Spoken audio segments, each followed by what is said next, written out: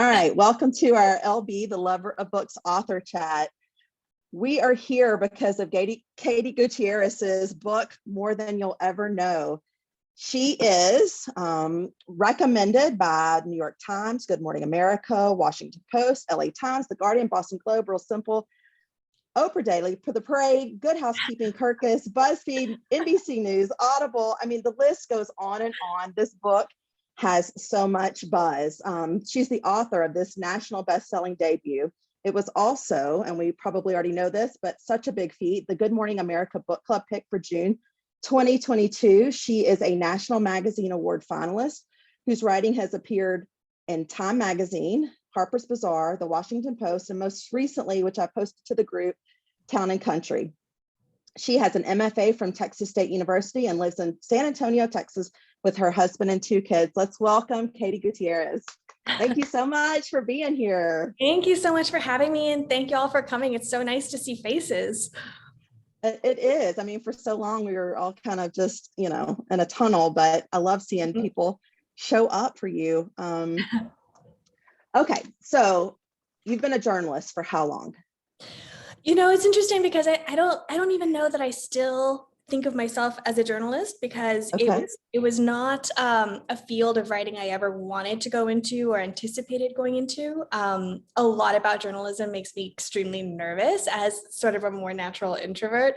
And it all started with an internship at People magazine when I was in college. And it turned into my first job when I graduated. It was like $10 an hour, at the Austin Bureau.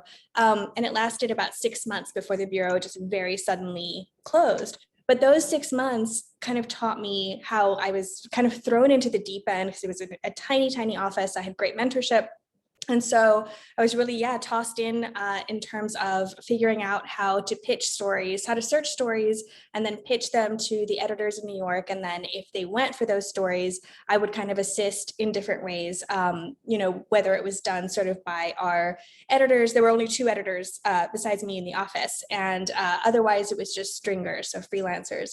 And I would coordinate with them. And at times I would interview, which I would make me so nervous. Like I would feel sick for hours before the interviews, and then I would still feel sick from the come down afterwards. And but it really taught me sort of how to interview people, how to put a story together, how to pitch, all things that I had no idea how to do before. And I actually got a couple of bylines during that time period, which was huge for me as a 21-year-old college graduate. And so when the Bureau closed down, I basically started freelancing after that. And my intention was to freelance with book editing. So to do proofreading, developmental editing. I really wanted to focus on books always.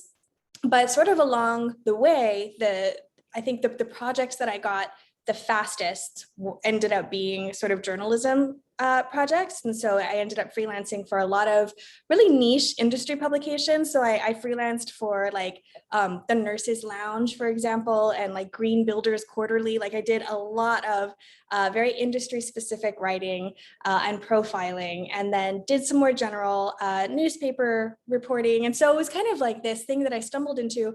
And when I got my MFA, I continued freelancing, but I did focus more on book projects. And so I ended up falling into an editorial role with a boutique storytelling company, which eventually turned into a full-time job. And so I was an editor there, or executive editor, for 5 years. And when I stepped back from that in 2015 to work on my own fiction, I went back to freelancing as a means of sort of making a little extra income here and there. This time I sort of was more focused, I think, on personal essays and kind of where the personal experience intersects with, broader cultural or political issues. And so again, nothing I ever anticipated. I do some feature writing for Texas Highways. That was the National Magazine Award nominated feature, which blows my mind. But I love it. It feels like a really great complement to writing fiction, because they both, I think, influence each other in different ways. And I feel like I'm able to take what I learn from one side or the other, I hope, and kind of use it for both of them. So it's been really fun doing both. And I read in the back of the book that you've had this goal since you were in 3rd grade. Is that right? I mean, it seems like you've had your eye on the prize for quite a long time, and you're there. I mean, how exciting is that? Yeah, I've been pretty single-minded about it since I was a kid. I remember telling my dad once that I was going to be the world's youngest published author, and I probably said that when I was 9. And like, I truly expected that I was going to have a first published book by the time I was 12, and I was really disappointed in myself for many, many years. When my teens passed, and then my 20s passed, and then my 30s, and I was like, oh my God, like, is this ever going to happen? Am I ever actually going to do this? Forget about the youngest part, but just, doing it at all. So yeah, it feels pretty surreal to have it out. Well, we're thankful that that teacher put that journal in your hands and started your love of it, because I mean, have you been able to talk to her to say, hey, like, does she know that she's the one that got you moving and writing a little bit? I don't know. At my book launch in San Antonio, it was really amazing because my kinder teacher showed up, and I haven't seen her since probably kinder. And she came, and 2 elementary school teachers that I never had, but that taught at my elementary school, and they came. And so I was chatting with them, and I mentioned the fact that it was Mrs. Salinas in 3rd grade, who gave me this. Well, there was a class project to sort of write and illustrate a little book about what we wanted to be when we grew up. And so I mentioned it to them, and one of them said, oh, we'll have to tell Raquel. So I'm hoping that the message got back to her. I haven't spoken to her personally, though. I don't have any contact information for her, but I like to think it got back to her somehow.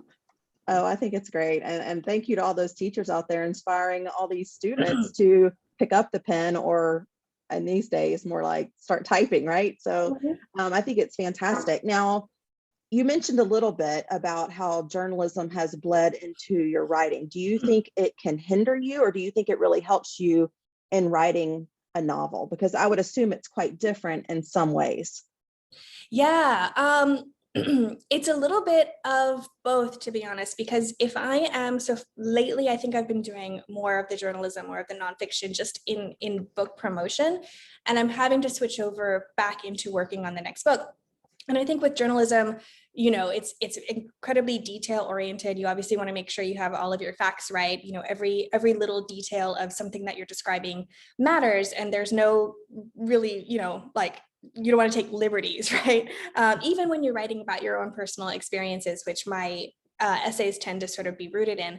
And so there's definitely something where if you're taking that mindset over into fiction writing, they can feel kind of limiting. And I've noticed that, as I go into the next book and start working on it, there is something that feels just incredibly freeing about, this is a story I'm making up, and I don't have to, and I still go down. I think the part that intersects for me is that I really enjoy research. And so even when I'm writing fiction, I'm often going down, just these research rabbit holes for really silly things, like, what kind of flooring did Wendy's have in 1994? Like, it was like things like that I can lose a couple of hours to just looking at little details. And ultimately, do they make a difference? Maybe, probably not, but yeah, so I think that there's some blending there, but I also think that with the journalism, with essays, there's that focus on concision and on making every line count. When you're only working with 1,000 words, it's very different than working with 100,000 words or more. And so really trying to be conscious in the fiction, and for me, it's in the editing mostly, of what can I edit out? What am I using too many words to say when I could say it, much, much briefer? And that's obviously a lesson I'm still learning, because this is not, it's not a slim book.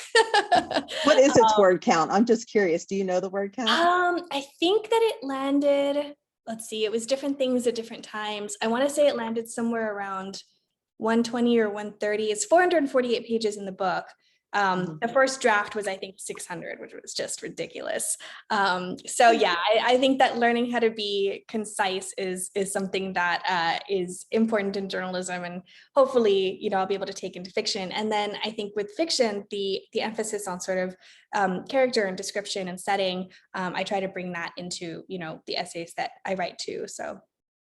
Yeah. Is your process the same? Like, you get up and write in the mornings, or you take chunks of time, or is it different when you're writing this novel? It's really chaotic. It's because I think that with the novel, from start to finish, was sort of, I think, 4 to 4.5 years.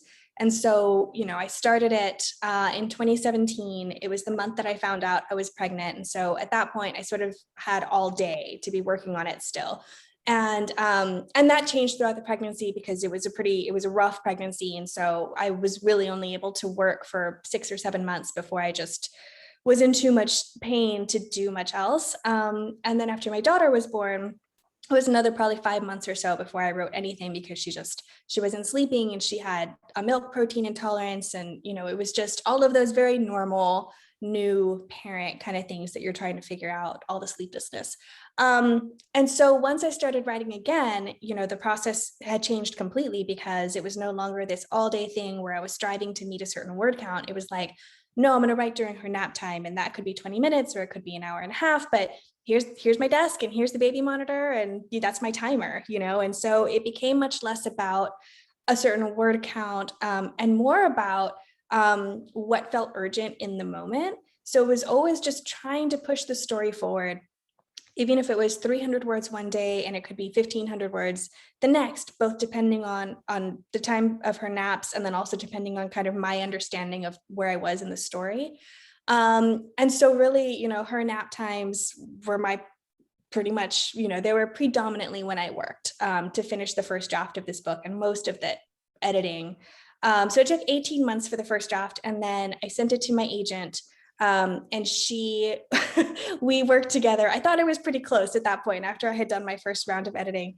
And she sent me back this incredibly long email, tons of notes. And I was like, okay, well, that's fine. I'll go back in. I like editing. I've worked as an editor. And she had great feedback, great notes, so smart.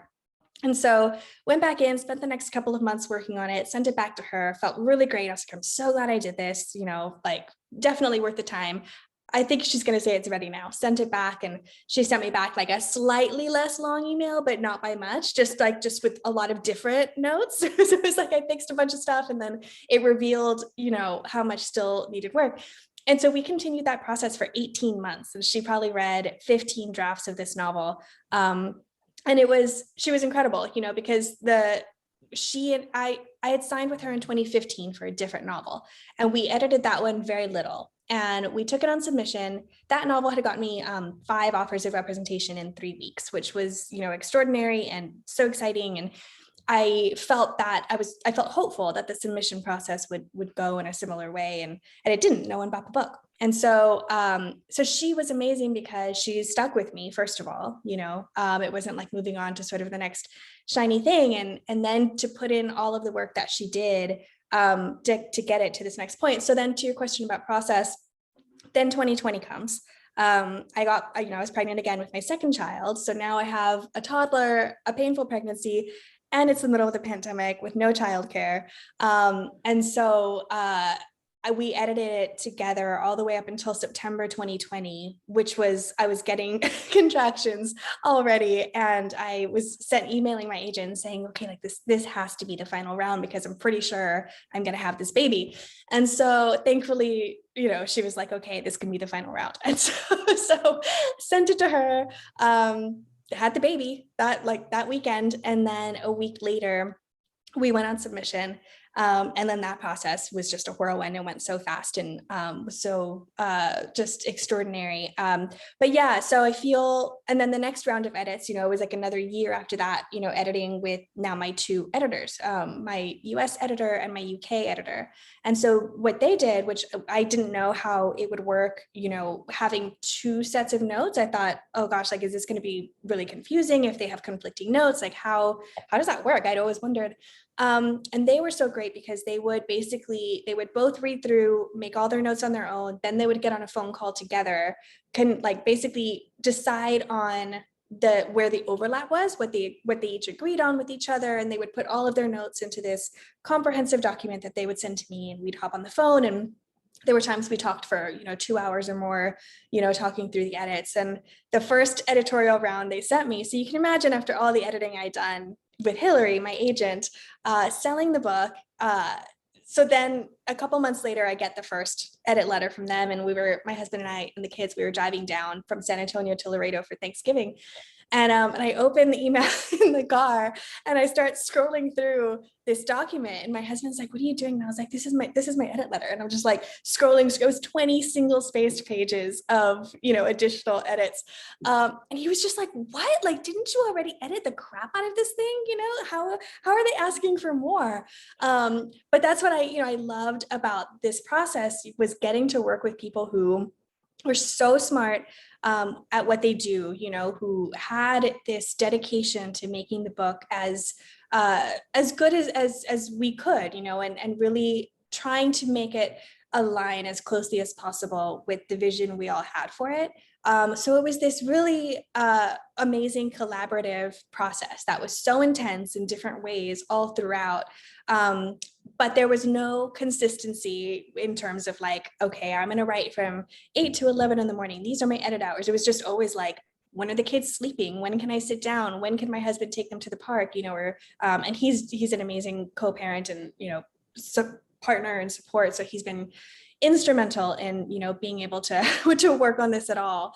And I think that now I have a 4-year-old and an almost 2-year-old, and we're still kind of trying to figure out childcare situation and when are my work hours going to be with the next one. And I think when you have young kids, you're sort of constantly trying to juggle that and figure out when is that time that you get to just sit and focus on the work that you want to be doing outside of them. Absolutely. I mean, young parents are superheroes in my book, because I remember those days. You're sleepless, and I don't know how anybody did anything with young children during COVID. Like, kudos to y'all, because fantastic. I want to move on to your characters. So you've talked about being a journalist and how stressful it was to interview, but you did such a beautiful job with Cassie. So did you use some of yourself in her character, or was that something you were pulling from somewhere else? Or do you have anybody that you used for your characters? I guess I should ask as well. Did you pull from real life? Yes and no. I guess for Cassie, not really. I think the only thing I would say with Cassie that is like from me would be sort of the conflict in her interest or obsession with true crime. I wouldn't call myself obsessed with true crime, but I'm so interested in our cultural obsession with true crime. And I would say I'm very into crime in general, fiction or true. And I've always been drawn to stories that have crime as a sort of like narrative engine, I guess, even if the story is not necessarily about the crime itself. There's that element of suspense in a crime, because I do think that it's incredibly revealing of character and culture. But at a certain point, like Cassie, I think I sort of got to this place where I was like, why am I interested in all of these stories that always revolve around dead women, And so I kind of took that question and that conflict that I had in myself and used that definitely for her character. As far as like anything I pull from real life, my dad would be very upset with me if I didn't mention that some aspects of Fabian come from my dad's experience in the 80s. So my dad owned an electrical supply store, and my parents lived in Laredo. This is where I grew up, where they grew up, and so they were hit very hard along with everyone else, by this recession.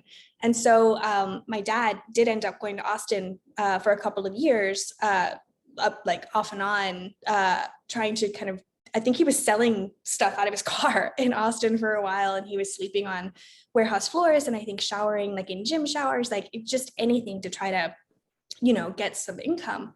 And so I grew up kind of hearing their stories of this time, and my dad's stories in particular really resonated with me as something that I think a character, or that a person in this time period would do, to support the family. Lore is very much not my mom, though, at all. But yeah, so I think that the Fabian character and those specific aspects of his character were probably the closest that I came to sort of taking anything from anyone in real life. So for the seed that began this story, was it Laredo? That was the beginning? Was it the recession? Was it the earthquake? Was it Lore? I mean, where did this gem begin? It actually started with the double life thing, and that spark was probably back in like 2010, if not earlier. And I came across a story that was already a decade old. So I don't know how I came across it. I guess it was one of my research rabbit holes, right? Like I just kind of found it, but it was about a man who had been married to somebody for 53 years. And he had 3 kids with his first wife. They had grandkids. He was a very successful businessman in the community, like sort of pillar of like a very prominent community figure. And then one night his wife unexpectedly died, and it was ruled an accident. But 2 weeks later, somebody came across a wedding announcement from a newspaper in a city only 20 miles away. And it was his picture, but a different name. And he was married, he'd gotten married, right? And so everyone was kind of like, well, who is this woman? And why is his first name the same, but a different last name? And it turned out that for the last like 32 years, he had been splitting his time between these 2 women. He had 2 kids with the second woman. He sent all 5 kids to the same elite prep school. I think both women served on the school board at the same time without knowing they had this man in common. And that story just really stuck with me, you know, I think for obvious reasons, but the length of the lie really got me. And then how close he sort of let everything brush, right? Like almost like he was tempting fate, or almost wanting to get caught, or daring someone to catch him. And so I sort of started looking deeper into people who have secret families, because I just think it's such a fascinating thing. And yes, I love that book. Yeah. And T.R.E. Jones just can do no wrong in my book. And I realized, you know, like Cassie realizes that it's all, when you read about people with secret families, it's all men. And so the spark at the time was sort of like, well, you know, what would it take for a woman to make these kinds of decisions? And is it ever possible to understand somebody who arrives in this place? Because I think that, at least for me, when I hear these stories, it's so grotesque, this idea of being able to, you know, maintain this double life from the people that you're supposed to be the closest with, your family, your children, your wife. And so I think was very compelled to try to understand what would bring a person to this place, but I wanted to explore it from a woman's point of view, because I thought something would have to be different, right? Particularly, I think it would just be more complicated in general, especially if she's a mother. And so I wanted to explore that angle.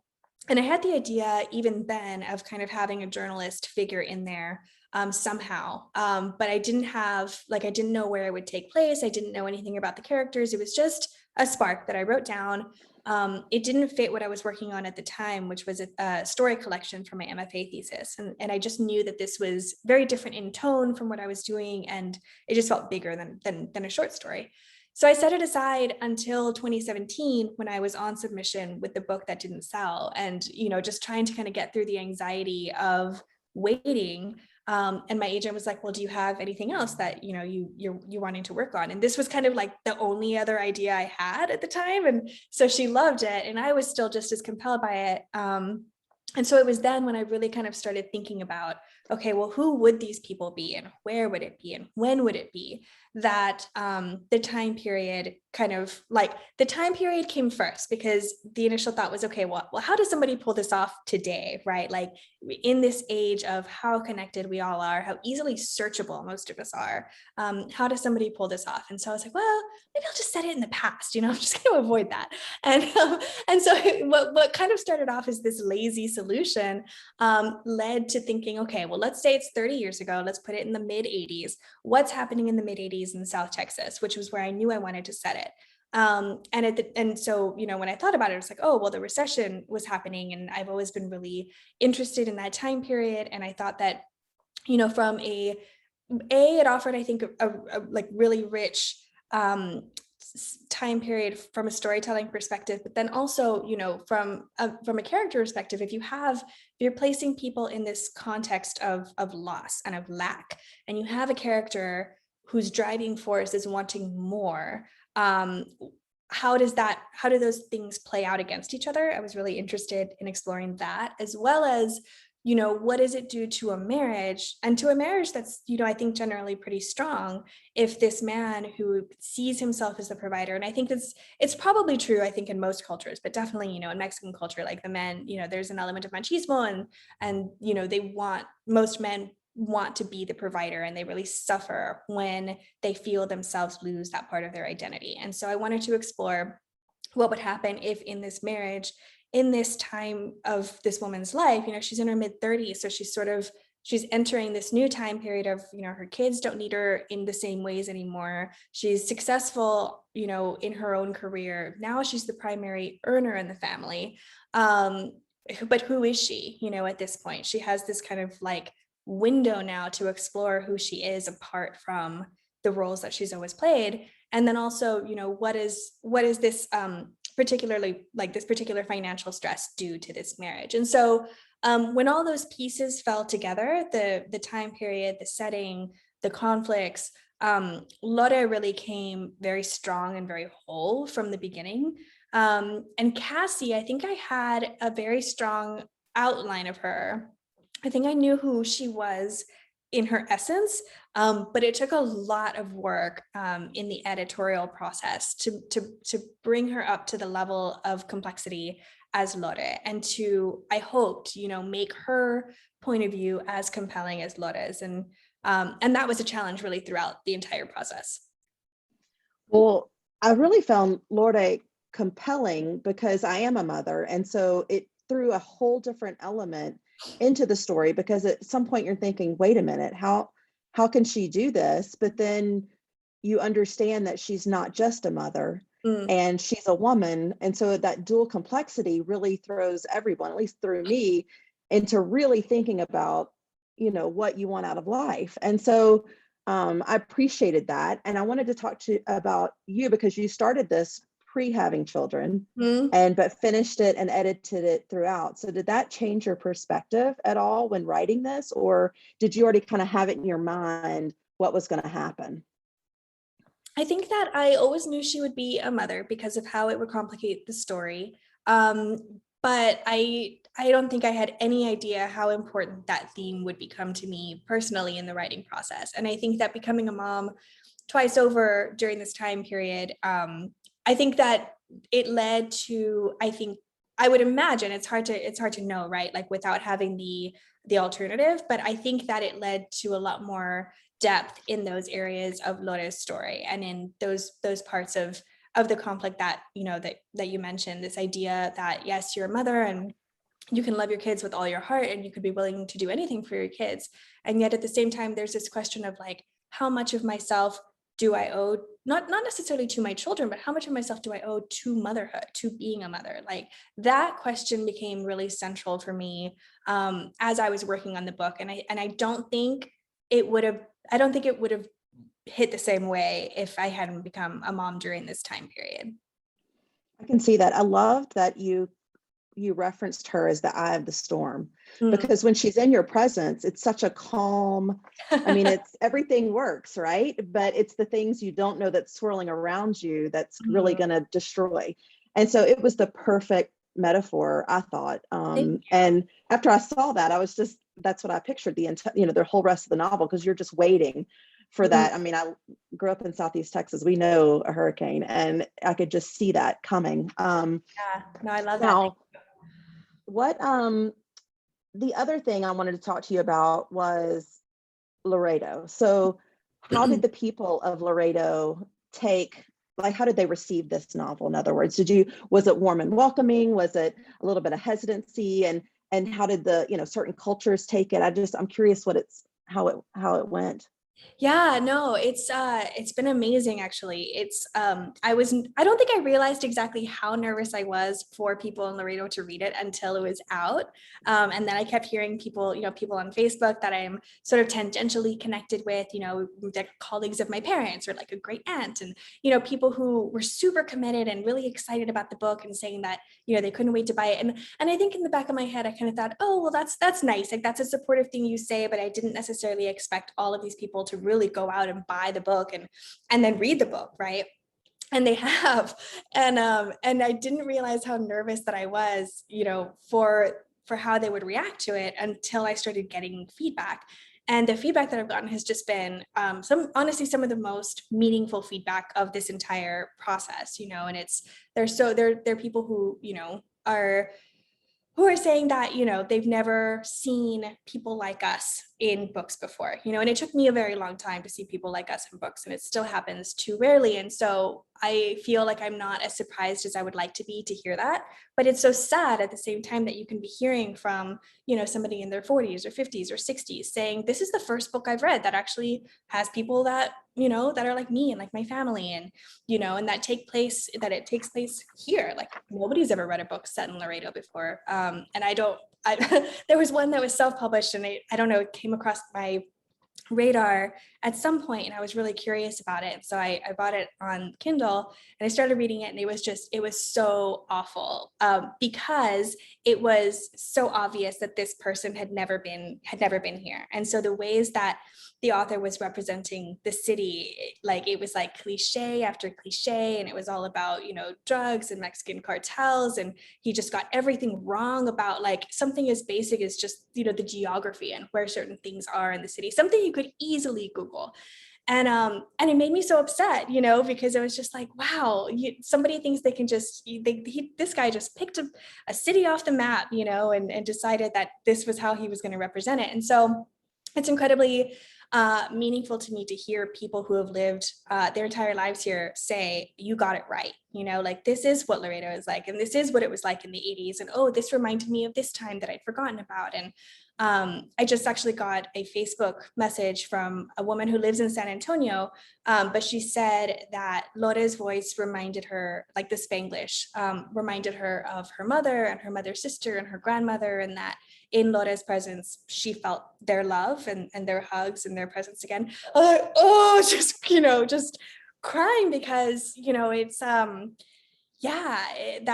has just been so special to me. And they have they have been so supportive, you know, in buying the book and telling people about the book. And when I had my launch here, it ended up being, I was supposed to have my official launch in San Antonio. And then my family and I got COVID for the first time, and we tested negative the day the book came out. But when I woke up with pink eye and a sinus infection, and it was just like, looked terrible. It's like, oh, I cannot do the launch like this. People are going to think I'm so contagious, and, you know, I just can't do it. So we rescheduled it.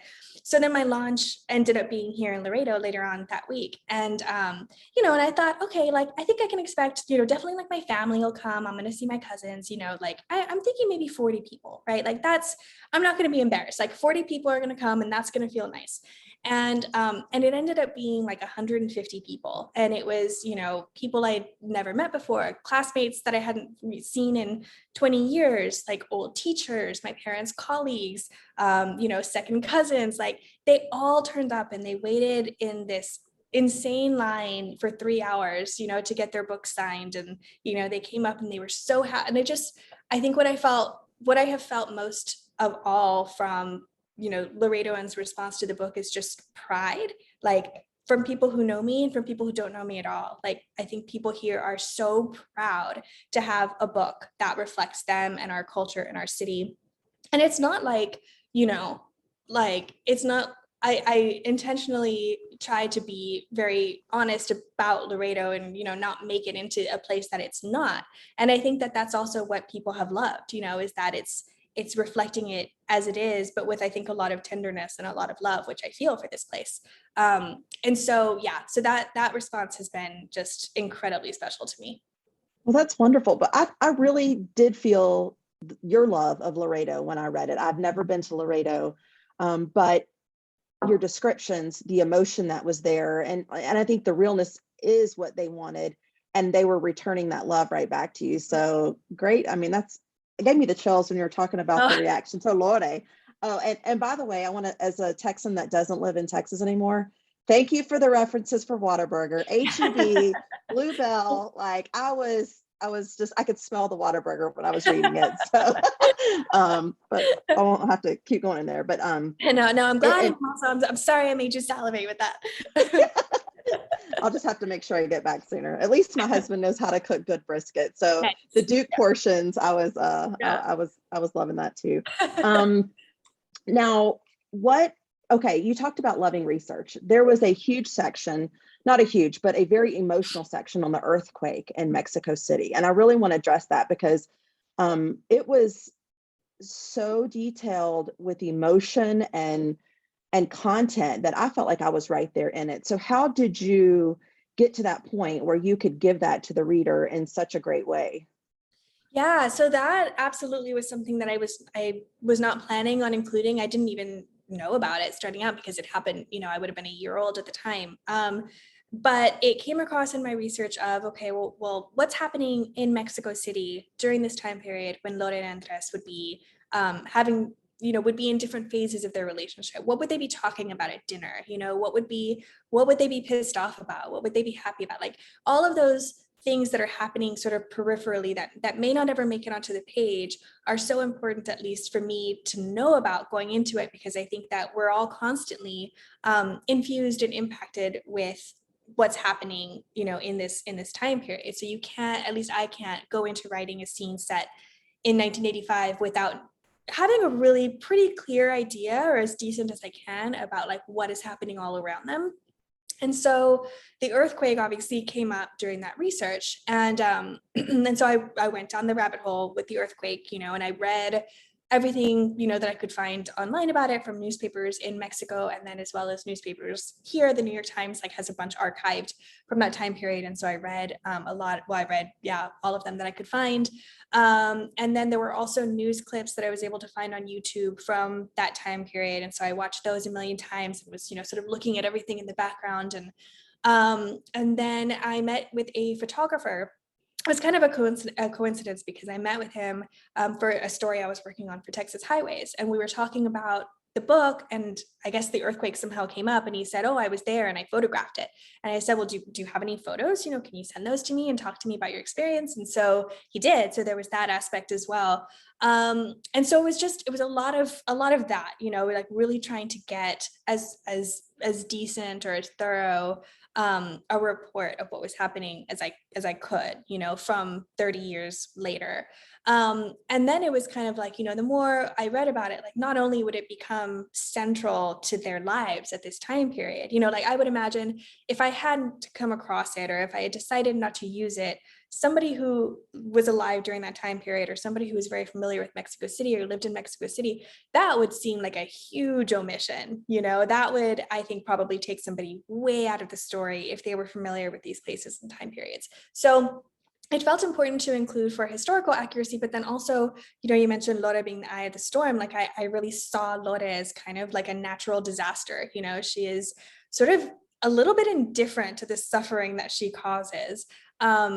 She's not doing it with malice, and yet that suffering, is capable of sort of revealing great truths.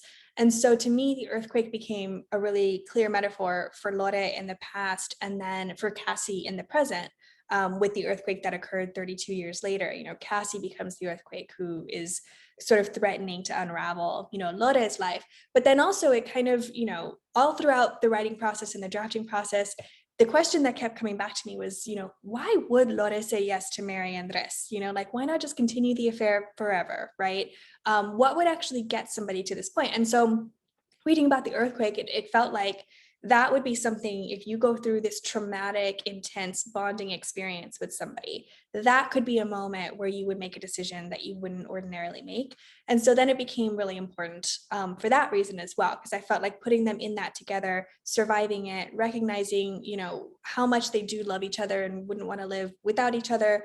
I think that could put Lore, who already is, she's great at sort of rationalizing her choices, so I think that it would put her in a position of being able to say yes to this impossible question.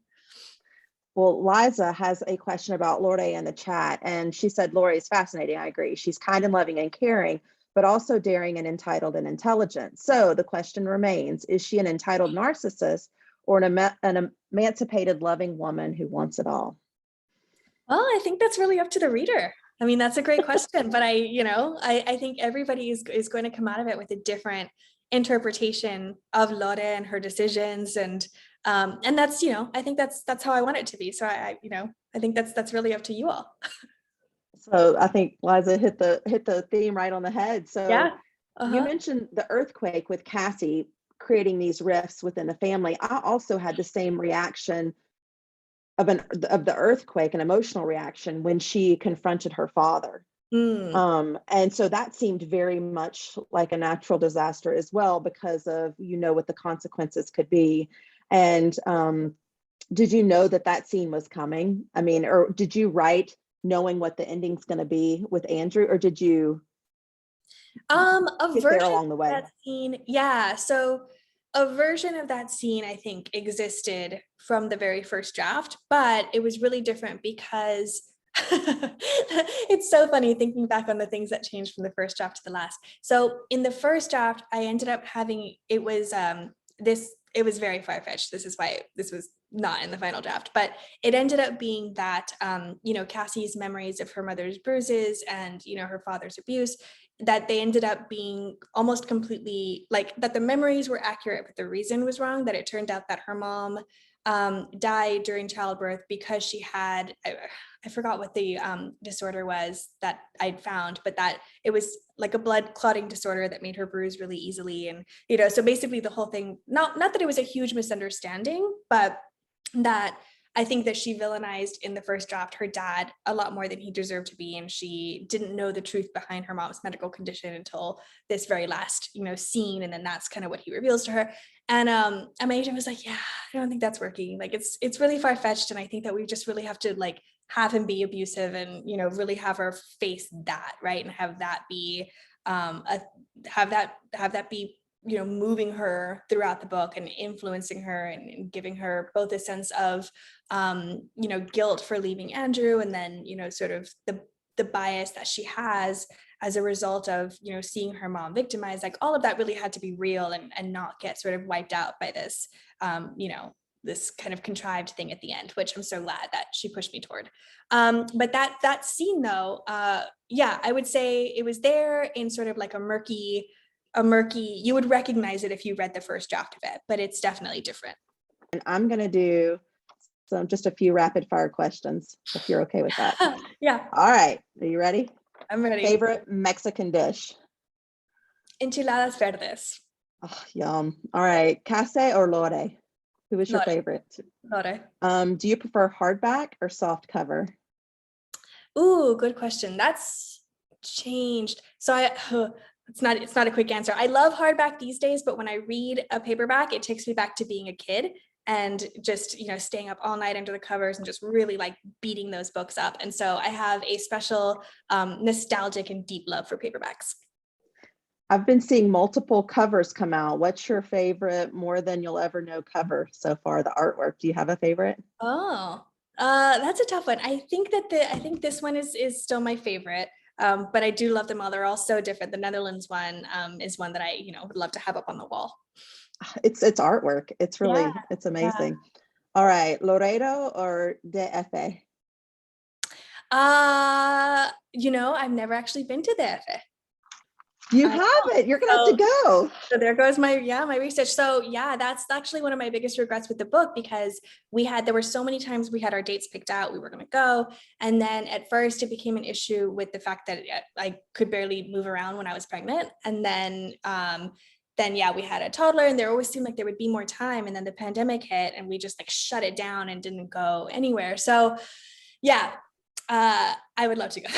That's obviously. All right. Here's one of the themes in the novel that Lore talks about: being present or being available. Being present. All right. Andres or Fabian? I can't choose. I love them both for different reasons. All right. I'll get you off the hook and see if we've got some questions. All right. Lynette looks like she is going to get her spotlighted real quick, and I'll get you to unmute. All right. Go ahead, Lynette. What's your question? So I have been stuck on UK editor since you mentioned it. So, and your book is so setting specific. Can you give us just some examples of what kind of edits your UK editor wanted? I'm just fascinated. Yeah, so he was brilliant, and he works a lot with crime fiction. And so it was great because my US editor is, I think, a little more on the literary side than my UK editor. And so their edits were really complementary, where my US editor was very focused on character, on character, for example, where my UK editor would be the one to sort of really point out issues where the pacing dragged, or where, a red herring that, came up on page 100 was never like addressed again, or where I think the plottier elements needed to be strengthened. He was really the voice on helping us really strengthen up the threads of like the mystery aspect of the book. And he was just phenomenal there. And he was still great with character too. He was wonderful throughout. Awesome. Thank you, Lynette. I'm gonna, it looks like we have another question here, Chris. Let me get you spotlighted. All right, go ahead. Hi, sorry I was late. So if this question was asked, I apologize. I live down the road from Austin and I went to A&M, so I loved all the Texas references and I could picture it all. Amazing debut. And if you already answered this again, I apologize because I just got in. Was this the first title of your book? And I was also going to ask if you had any input into your covers because it was really unique. I absolutely adored this book and just finished this and cannot wait for what's next. Oh, thank you so much. This is the title that we went on submission with. And when those who have, I imagine you guys have all read the book, but when there's the scene in the book where Lore tells Mateo that she loves him more than he'll ever know. And when I wrote that line, I was like, that's the title. And so, and to me, it worked on so many different levels. And so kind of from that moment on, that was the title. But I had a couple of really bad titles before that. That was just, like what the document was saved as. And one of them I think was the 20%, which is, referring to Lore's mom's advice about you can't, get 100% from your partner. And then I think another one was the sinking cities, which hardly even makes sense, but refers to the lake bed, set on the lake bed, and then Laredo's financial crisis, and why I wanted to put the focus on the cities instead of anything else is questionable. But yes, so we went on submission with more than you'll ever know, and my US editor loved it the whole time. My UK editor actually, there was some conversation about potentially wanting to change it because he felt like it didn't reveal enough about the book. And so then it became really important to have a cover that would sort of indicate to the reader what they were going to get themselves into. And so for the US side, so both of them, they both asked me to basically put together Pinterest boards of images or themes from the book, or book covers that I love, or colors that I love, and then also, book covers that I don't like, and kind of explain why I don't like it, right? And so they asked for a lot of in-depth feedback. And then on the US side, they apparently went through 6 different rounds in-house before sending me anything, because they only wanted to send me something once they felt really confident about it. And so they sent me this cover and another cover that was also like a similar vibe and really beautiful, but this one was just so striking to me, Yeah, it really is. But it was also such a strange, I actually didn't love it right away for the book, because I think it's just a really jarring process, or a jarring situation to have somebody visually conceptualize your book into a cover. So I don't know, I think I could have gotten I don't think any cover would have felt to me like the right one off the bat, because I just think it's almost an impossible task. But once we decided to go with this cover, we made a few small tweaks on it. Here's a little fun fact: the lamps on here, I found them on Etsy and I sent them to them because I didn't like the lamps that were there before. So, and we changed her dress. Her dress was kind of funny on the top, and we changed that a little bit. And so we did, a few things to just clean up the image. And then it sort of it took, I think, a few weeks to grow on me. And then now I'm obsessed with it, and I can't imagine it, with a different cover in the US. And then they also, they sent me 6 different options for this spine part. Okay. And different fonts, and we went through. So the entire process has been really, really collaborative, which has been a really nice surprise, because I've heard some horror stories. Yeah, phenomenal. Anyway, it was an amazing debut, and I can't wait for Thank you. Thanks, Chris. I appreciate it. All right. There were a couple of questions in the chat box, which I'm gonna get to. So Shelby bought the audiobook and really enjoyed the narrator. So sort of the same process. How did that work with the audio narrator? Because I did listen to partially. I wanted to get a whole feel, like a whole roundness, and I really enjoyed it. So I'm curious to hear what your side, what it looks like. Yeah. So again, I didn't know what that would look like, but they actually did send me a bunch of different options with clips. And so, I was listening to the clips and trying to imagine obviously each narrator's, each character. And so yeah, I chose my favorites from, the ones that they sent me. And then they went directly to those narrators and made them, whatever offers they make them.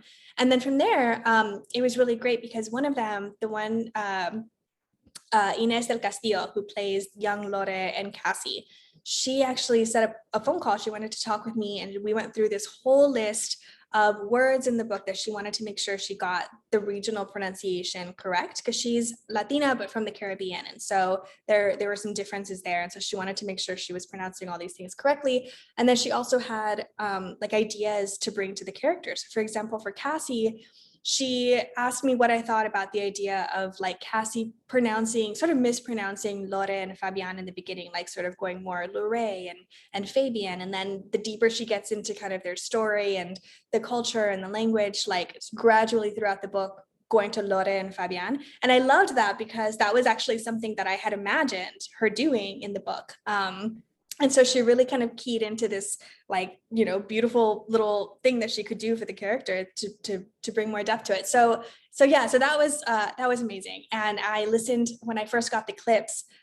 They sent it to me, in like a Dropbox with all these little like different clips amounting to the whole book. And so I was just kind of clicking around, listening to it here and there. And the first time I heard Lore's voice, come to life, both in the 1980s and then in the present, it just made me cry because I just felt like wow, she's alive, so no, that was I haven't listened to the entire audiobook, but what I have listened to, from the clips, I was so happy with how it turned out.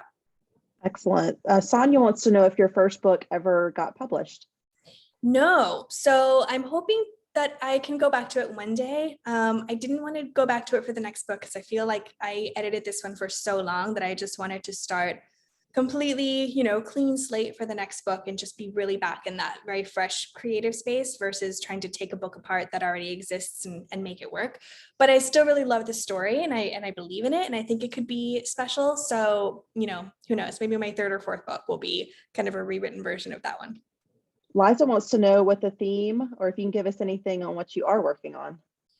Yeah, so I can't say very much, but it definitely takes the theme of motherhood and addresses it much more explicitly. And so it's about 3 South Texas women that are tied together over 20 years by a teenager's forced birth and the kidnapping that follows. That would be my elevator pitch. And do you have a timeline for this, like any kind of ish? Not really. Like there's the date that's in my contract, but I've been assured that that it's kind of fake and that we can move it. My actual deadline for it is January, which is not going to happen because I'm literally just starting it. So I imagine it'll probably take me a year from now to finish at, being generous with myself to finish the first draft and then, more to edit. So I'd imagine maybe like 2025 would be. Well, we're all really excited for it. And I know you put a lot of time into research and I love the details personally. I love the lyrical point of view. I thought it was fantastic. Also, someone said In-N-Out or Whataburger. They wanted to add to the flash questions. Oh, Whataburger. Yeah. Oh, thank you. I'm glad you said that. Nanette wants to know, is there going to be a translated version to Spanish?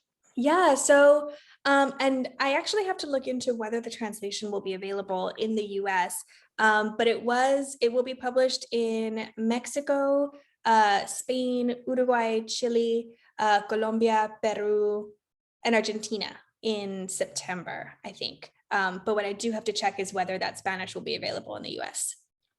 Awesome. Well, I just wanted to point out, not too many dates were mentioned in this book, but July 31st was the day that Andres went to Laredo.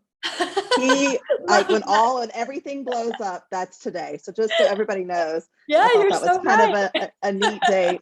You did mention at the back of the book a movie, like you kind of hinted that there might be something. Can you tell us anything more about that? Yeah, so the film and TV rights have been optioned by Higher Ground Productions, which is the Obama's film company. And so I know. yeah. Do you have anybody like that you would love to see as an actor, actress, or did you picture anybody when you were You writing know, I this or really promoting it? didn't, and I've been asked that before, and I'm really struggling. And sadly, I think part of the reason that I struggle is because there are so many, like it's just a lot fewer of a pool to choose from when, you know, I would want them to be Mexican or Mexican American actors, you know, and so I feel like it's such a smaller pool than when you're just choosing for, you know, like if you just are going to choose a white actor, you know, you have a lot more to choose from. And so I think that that's why I really struggle with that question. But yeah, I need to do some research on that one. Do you want to be part of that project at all? Do you want to write the script? Do you want to have a say in who is the actor? Like, how much do you want to? I've heard other authors just say, nope, I just want the money. Like, I want to work on my writing. Or some people say, no, I don't want to hand that over. Yeah, to me, it's kind of like it's its own separate art. So I think that if I were going to be involved, I would be worried that I would, you know, turn into like a terrible micromanager. And, you know, like I think I would rather just hand it off, trust these people who are incredible at their jobs to kind of have their own vision for it, you know, and their own sort of interpretation of the story. And then kind of enjoy it as a separate piece of art, you know, and focus on, like you said, focus on my writing in the next book. Awesome. Now, and I love asking this question, is there anything that you're reading right now, or that a book that you want to recommend to the group you know, for us to read? I love hearing. Several. So actually on Wednesday, I'm talking with Allison Wisdom, who wrote We Can Only Save Ourselves and The Burning Season. The Burning Season was just published in July, a few weeks ago. And so, and it's great. It deals with, her first book was also about a cult, and her second book is also culty, but from a totally different perspective. It's about a woman. She and her husband moved to this small town that's kind of been taken over by this like fundamentalist Christian sect, you know, led by this very charismatic young pastor and his wife. And she becomes close with a woman in the community who's just had a baby. And meanwhile, you don't know who's doing it or why, but houses of some of these church members are burning down in the middle of the night. And so it's kind of, it deals with sort of like women's agency and like obviously motherhood. Allison is also a mom of young children, so that theme comes up in her book. But it's beautifully written and also just such a compelling, you know, page turner, and feels just also scary for our times. But I recommend that one. And then I just finished Night Crawling by Layla Motley, which deserves all of the hype. And I'm reading Future Home of the Living God right now by Louise Erdrich. I'm embarrassed that I don't know. But yes, that is kind of like this dystopian, sort of a dystopian thriller, almost in a way, dystopian novel about evolution moving backwards. So for women who are pregnant, the babies that they're giving birth to are evolutionarily moving backwards. And so it's kind of like this sense that the world is ending in the background. The government, you know, kind of takes over and like collects and captures, I guess, pregnant women and keeps them to study them and, you know, forces them to have these children, but then doesn't give the children back to them. And the whole, and which sounds really scary and terrible. But she also it's a very unexpectedly funny book in moments as well. So I'm reading that one and it's amazing. And then last one is I'm also like, I got started reading the Erdrich book and then A Hell of a Book by Jason Mott at the same time. And I'm very early into Hell of a Book, but I'm loving it so far as well. So yes. Excellent. Thank you. Well, thank you, Katie, for sharing a book about your hometown, about Laredo, about a culture that we don't see so much on the pages. I think it's excellent. We just so appreciate this debut. Thank you, readers out there, for joining. Please make sure you follow her. She does a great job on Instagram and keeping up with what's going on in her life. I love your account, by the way. Oh, We would love everyone to follow the LBs, the Lover of Books, on Facebook, on my Instagram. I'll also have a YouTube channel where I'm going to try to post this recording. So if you missed part of it, I know just like Katie was talking about with little ones, sometimes life happens. You have to get up and leave. So it hopefully will be there in a day or so. If you like it, please subscribe to the channel and like this video as it helps it grow. And coming up next, in a couple of Sundays on August 14th, I'm going to be interviewing Karen Wynn for her debut Our Little World. And I know a lot of you out there like Ellen Hildebrand, and she says it's a coming of age novel complicated by tragic and untimely death. And it's also a novel about two sisters you will never forget. Our Little World will transport and transfix you. So that's coming up on August 14th. So look ahead for that. Thank you, Mike, my husband in the background, for help running the scenes. And if you know of an author that you would like to hear about, message me and hopefully we'll get them on soon. Thanks so much, everybody, for coming. Thank you again, Katie. Thanks, Laura Beth. Feeling better, and I will see everybody really soon. Thank you all for coming.